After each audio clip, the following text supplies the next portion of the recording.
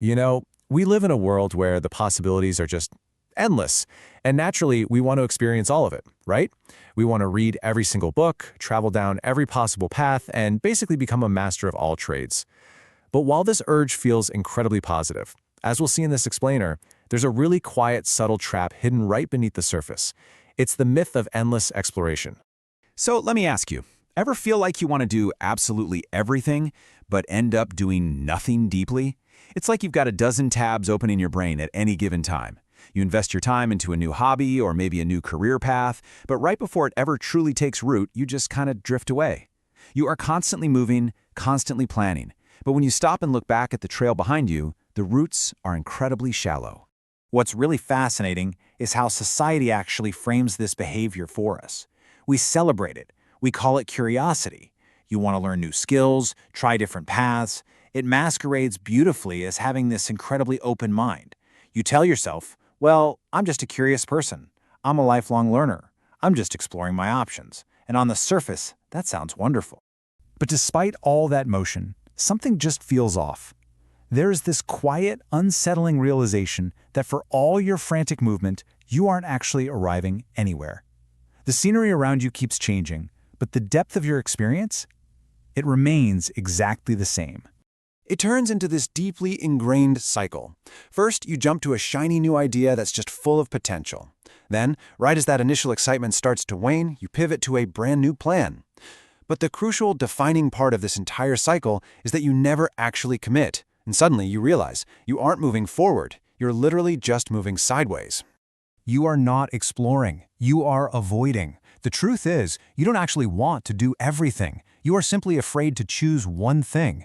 This isn't just boundless curiosity we're talking about here. It is avoidance, perfectly disguised as exploration.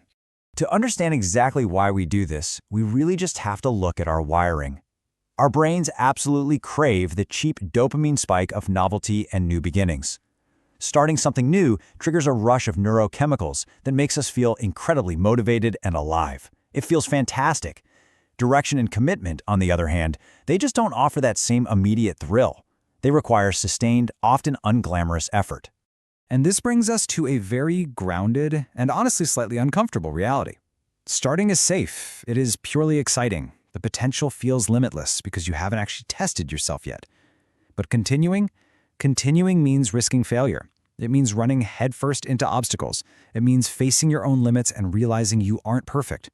Choosing one path inevitably means saying no to all the others. And that loss, it can feel incredibly heavy. So, to avoid that discomfort, to avoid the risk of failure and the pain of facing your limits, you use a very clever defense mechanism. You just keep everything open. You leave every single door slightly cracked. You dabble. Because as long as you are just exploring, you can never truly fail. But you can never truly succeed either. When everything is an option, nothing becomes real. This is the quiet tragedy of boundless options. By refusing to close any doors, you never actually walk through any of them. Your potential remains purely theoretical. It exists perfectly inside your mind, but it never actually materializes in the real world. The hidden cost of this avoidance is heavy. You end up with incredibly shallow progress. You know a little bit about a lot of things, but you master absolutely nothing. You're constantly restarting, living in this endless day one, and worst of all, you end up feeling like a tourist in your very own life rather than a resident. Now, if this is resonating with you right now, I really want you to internalize this next point. You do not lack potential. The issue here isn't your capability, your intelligence, or your talent. Your potential is vast. You simply lack direction and commitment. And the really beautiful thing about that is, those are choices. So how do we fix it? Well, the fix isn't complicated, but it does require some courage. Choose one thing. Just for now. Give yourself the permission to pause all those other explorations. Accept that choosing one path means missing out on others. And that's okay. It is a completely necessary part of growth. Then focus long enough to see real progress. Lean completely into the discomfort of continuing, even when that initial excitement inevitably fades. Ultimately, we have to make a major shift in our perspective. We have to choose meaningful depth over shallow variety. Shallow variety feels really good in the moment, for sure, but it eventually leaves us empty. Meaningful depth is where true satisfaction, true mastery, and actual, real progress are found. The endless horizon of options, well, it's always going to be there, constantly tempting you to take just one more detour. But true fulfillment doesn't come from wandering forever. It really comes down to this. You can try everything, or become something.